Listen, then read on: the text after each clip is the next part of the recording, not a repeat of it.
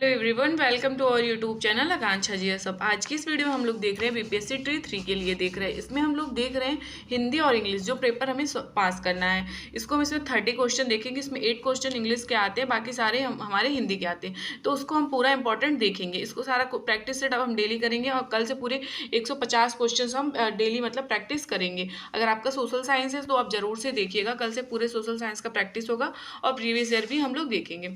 तो शुरू करते हैं। पहला देखो, जो क्वेश्चन वो ट्रांसलेट करने के लिए आया है, वह 2 दिन से बीमार है। इसका सही मतलब क्या होगा आंसर? वह 2 दिन से बीमार है। तो देखो इसका जो सही आंसर होगा ना वो होगा he has been sick for 2 days। देखो वो 2 दिन से बीमार है, तो इसका यही आंसर होगा he has been sick for 2 days। तो इसका राइट आंसर ऑप्शन बी हुआ। याद रखिएगा, इसका राइट आंसर ऑप्शन बी हुआ।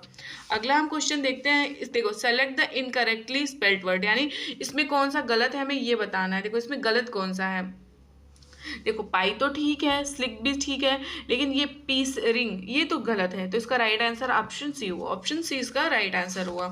अगला, what is the colour of sky. देखो कलर का जो है स्काई का कलर कौन सा है, तो ये सब तो हम मतलब शुरू से ही जानते हैं। तो स्काई इज ब्लू, तो इसका राइट आंसर ऑप्शन बी हुआ। स्काई जो है वो ब्लू कलर का है, तो इसका राइट आंसर ऑप्शन बी हुआ। इन सब का हम मीनिंग देख लेते हैं। जैसे ये पाई हो गया, तो इसका क्या अर्थ होगा। देखो इसका अर्थ होगा ना गड़बड़ी, मतलब कुछ चीज़ में गड़बड़ी करना या अव्यवस्थता। स्लिक का होगा आकर्षक या चमकीला, ये जरूर से आप लोग याद रखिएगा। तो बाकी इसका मीनिंग नहीं निकल रहा था, तो इसका राइट आंसर ऑप्शन सी हो भी हमने देख लिया। अगला हमारा जो 4th नंबर का क्वेश्चन है, the sun rises in the. Sun हमारे कौन सी तरफ मतलब राइज होता है, तो हमेशा हमको याद है हमारा सन जो है पूर्व से होता है, तो ईस्ट। इसका राइट आंसर ऑप्शन सी हुआ। देखो हमारी जो डायरेक्शन होती है ना वो 4 है। ये हमारा नॉर्थ हो गया ऊपर, नीचे हमारा साउथ हो गया, ये हमारा ईस्ट हो गया और ये हमारा वेस्ट हो गया।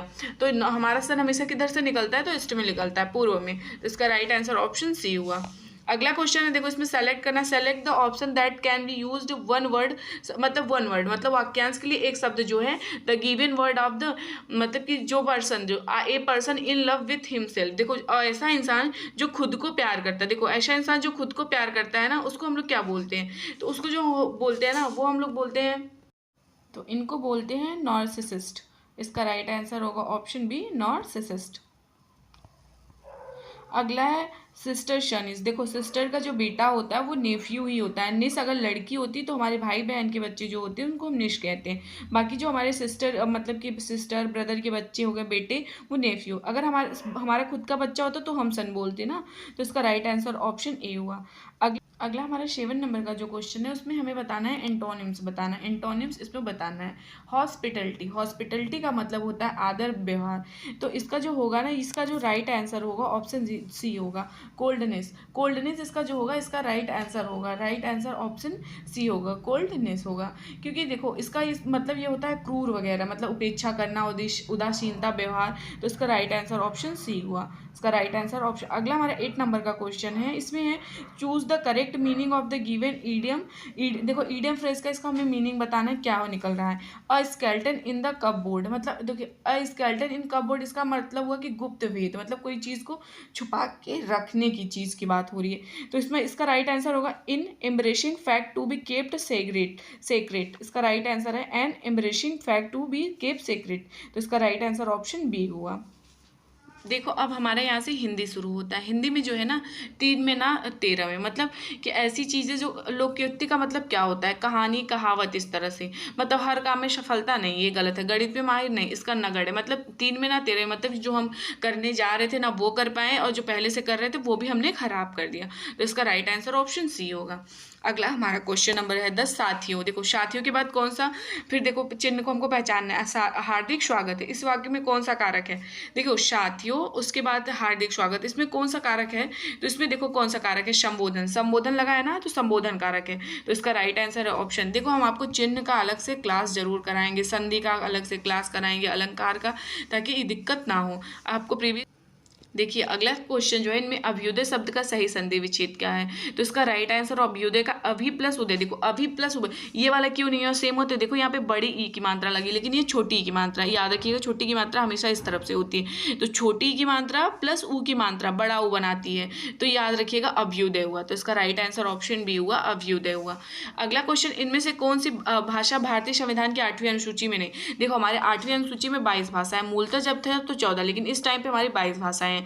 तो देखो कौन कौन सी, मणिपुरी है, संथाली है, लेकिन मगही जो है ना ये नहीं है। तो इसका राइट आंसर ऑप्शन ए है, मगही जो है वो नहीं, जरूर से याद रखिएगा मगही नहीं है। और अभी हमारे यहाँ 22 भाषाएं हैं और भारत का राजभाषा हिंदी है, ये भी याद रखिएगा, भारत का राजभाषा क्या है, हिंदी है। देखो अगला क्वेश्चन, देखो ये हूबहू आया बीपीएससी ट्री 1 क्वेश्चन, ट्री 1 में आया हुआ है, हिंदी में कुल कितने सर्वनाम है। देखो हिंदी में कुल कितने सर्वनाम की जब बात करेगा ना तो आप टिक लगाइएगा, 11 सर्वनाम होते हैं। तो इसका राइट आंसर ऑप्शन देखो ऑप्शन सी इसका। देखो हम आपको सर्वनाम की अलग से क्वेश्चन मतलब कि अलग से वो वीडियो करा देते हैं ताकि मतलब जितने ग्रामर है वो भी हमारे हो जाएंगे। जैसे इसमें कौन कौन से होते हैं, पुरुषवाचक हो गए, निश्चयवाचक, संबंधवाचक, निजवाचक, अनिश्चयवाचक सर्वनाम, मतलब प्रश्नवाचक सर्वनाम, ये सारे मतलब जो है ये सारे सर्वनाम के भेद हैं। तो हिंदी में 11 सर्वनाम के भेद होते हैं। अगला हमारा जो क्वेश्चन है 11 नंबर का, निम्नलिखित में कौन सा शब्द तत्सम है। तत्सम का मतलब देखो, तद्भव का मतलब ये होता है कि संस्कृत के शब्द में थोड़ा बहुत परिवर्तन करके, लेकिन तत्सम में क्या होता है, हूबहू संस्कृत का। तो वर्षा, इसका राइट आंसर है ऑप्शन बी वर्षा। देखो ये तत्सम है मतलब पूरा संस्कृत का है। बारात तो ये भी नहीं है, हाथी भी नहीं, हाथी को हम लोग गज बोलते हैं मतलब कि तत्सम संस्कृत में। अगला हमारा जो क्वेश्चन है, अगला क्वेश्चन है, इसमें नयन शब्द में प्रयुक्त कृत्य प्रत्यय कौन सा है। देखो मतलब हमें नयन शब्द में ये ढूंढना है कौन सा प्रत्यय है, ये आप बताइए। देखो इसमें कोई भी नहीं है, नयन अयन आ रहा है ना, इन थोड़ी आ रहा है, उन थोड़ी आ रहा है, एक थोड़ी आ रहा है। तो इसका राइट आंसर ऑप्शन नहीं होगा, इनमें से कोई नहीं। इसका जो ऑप्शन है ना, देखो गाड़ी चालक गाड़ी चलाता है, गाड़ी तो उसका कर्म है, लेकिन श्याम हंसता है, श्याम सिर्फ हंसता है, इसका कोई कर्म तो दिख नहीं रहा है, तो एक ऑप्शन ये सही हो गया। अब अगला से सोना चमकता है, इसका भी कोई कर्म नहीं दिख रहा है, तो ये भी, तो इसका राइट आंसर बी और सी हुआ। तो सोना चमकता है, तो इसका राइट आंसर ऑप्शन डी लगाएंगे, उपयुक्त में एक से अधिक।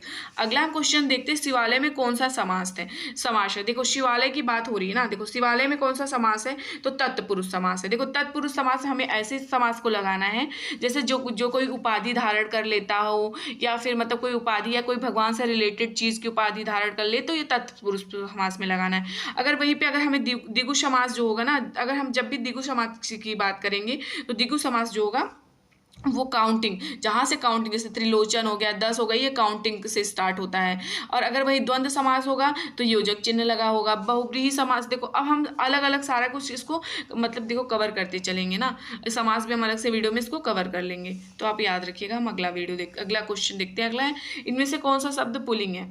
देखो पुल्लिंग शब्द हमें इसमें ढूंढना है। पुल्लिंग शब्द ढूंढने के लिए हमें सबसे पहले देखो धनिया, हम यहाँ देखो जो स्वर होता है ना उसमें हम देख लेते ई और ई, ये देखिए ये और ये हमारा री जो है ना, ये सब क्या है ना, ये सब जो है हमारे पुल्लिंग शब्द है। पहले तो हम इससे चेक करेंगे, अगर इससे नहीं हो, धनिया देखो ये तो मिल गया, ये तो इसका पहला ऑप्शन जो है वो सही है, धनिया जो है ये पुल्लिंग शब्द है। लेकिन इस खीर नहीं है, रोटी नहीं है, देखो ये सब नहीं है, तो इसका राइट आंसर ऑप्शन नहीं है धनिया। अगर हमारा वो ट्रिक काम नहीं किया तो हमें ध्यान से पढ़ना है, धनिया धनिया नहीं है, तो इसका राइट आंसर ऑप्शन ए है। अगला है, सुप्त का विलोम शब्द क्या है। देखो सुप्त का विलोम शब्द हमें बताना है, तो सुप्त का मतलब होगा जागृत, मतलब अगर हम सो रहे हैं तो उसका क्या होगा, जागना ही होगा ना, तो इसका राइट आंसर ऑप्शन बी होगा, जागना। अगला हमारा जो क्वेश्चन है, इनमें से कौन सा शब्द पराक्रम का पर्यायवाची शब्द नहीं है। देखो पराक्रम का शब्द पर्यायवाची पूछ रहा है, इसमें से कौन सा नहीं है, तो इसमें जो है ना ये ऑप्शन बी, गरिमा जो नहीं है, शक्ति है, पुरुषार्थ है, लेकिन गरिमा है वो नहीं है, तो इसका राइट आंसर ऑप्शन बी है, इसका राइट आंसर ऑप्शन बी। अगला क्वेश्चन जो है, आपसे अरसे के बाद मुलाकात हो रही, इस वाक्य में किस प्रकार की क्रिया विशेषण का प्रयोग किया गया। मतलब देखो आपसे अर्षों के बाद मिल रहे हैं, तो किस प्रकार का है, तो कालवाचक ना, स्थान की तो बात नहीं हुई, परिणाम की तो बात नहीं हुई है, तो ये काल की बात हुई, तो इसका राइट आंसर ऑप्शन ए है। अगला है भयानक रस। देखो भयानक रस का अस्थायी भाव क्या है, तो भयानक रस का अस्थायी भाव भय है, याद रखिएगा, भयानक रस का अस्थायी भाव क्या है, ये भय है। देखो रस जो है ना मुख्यतः हमारे कितने होते हैं, 9 प्रकार के होते हैं, ये जरूर से आप लोग याद रखिएगा। भयानक रस का जो है ये भय है, तो इसका राइट आंसर ऑप्शन सी हुआ। अगला क्वेश्चन है 23 नंबर का, चोर वहां दीवार के पास खड़ा था, इस वाक्य में वहां किस प्रकार का मतलब क्रिया है। देखो चोर वहां दीवार के पास खड़ा था, तो आपको समझ में आ रहा है मतलब कि किस तरह की बातें हो रही हैं। तो देखो काल की तो बात नहीं, रीतिवाचक की बात, ये तो स्थान की बात कर रही है ना कि वहां पे, तो इसका राइट आंसर ऑप्शन सी है। अगला अघोष, अघोष अल्पप्राण का उदाहरण कौन सा है। देखो अघोष अल्पप्राण का उदाहरण जो है ना ये है क जो है ना अघोष अल्पप्राण का उदाहरण है। अब आपको मैं मतलब ये वर्ड वाला भी अलग से करा दूंगी, पूरा वर्ड माला है। अगला है शुद्ध वर्तनी वाले शब्द का चयन कीजिए। देखो शुद्ध वर्तनी का हमें चयन करना है, इसमें शुद्ध वर्तनी देखो चिन्ह हो गया, चिन्ह हो गया, चिन्ह। अभी हम लोग देखते हैं कि चिन्ह कैसे लिखा जाता है, इस तरह से लिखा जाता है ना हमेशा। तो इसका राइट आंसर ऑप्शन बी है। अगला है शुद्ध वर्तनी वाले शब्द का चयन कीजिए। मतलब वही वाला क्वेश्चन है, मतलब यहाँ रिपीटेड हो गया, तो इसका राइट आंसर ऑप्शन बी। अब हम 26 से हम इसको देखते हैं। ये जो है हमारा गद्यांश पढ़ना है, तो गद्यांश का तो आप आंसर कर लेंगे। गद्यांश में आपको ये PDF दे दूंगी, आकांक्षा जी ये सब करके है टेलीग्राम, आप लोग जरूर से ज्वाइन कर लीजिएगा। तो इसको हम दे देंगे, आप गद्यांश खुद से हल कर लीजिएगा। उसके बाद हम अलग से वीडियोस में इसको कंप्लीट करेंगे, पूरा ग्रामर ही देखेंगे और शॉर्ट ग्रामर देखेंगे, और इससे गलत भी नहीं होगा क्वेश्चंस। तो फिर अगर वीडियोस पसंद आए तो प्लीज़ वीडियो को लाइक करिएगा, कॉमेंट करिएगा, चैनल को शेयर सब्सक्राइब। Thank you.